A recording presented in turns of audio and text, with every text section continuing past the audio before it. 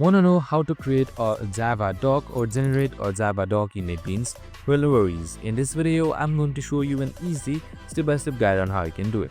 It's super simple and under a minute, so let's get straight to it. Now, first things first, simply open up your NetBeans application and make sure you have your coding project opened up.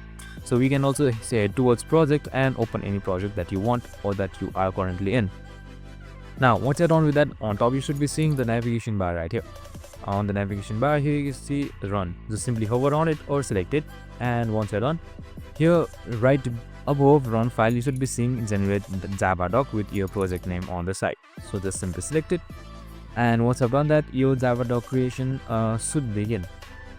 And now if there are no errors and everything goes good, they will be asking you for the folder selection. So you can just simply browse accordingly, select your folder, and once that is done, your Javadoc should be successfully created and you can open it and use it as well.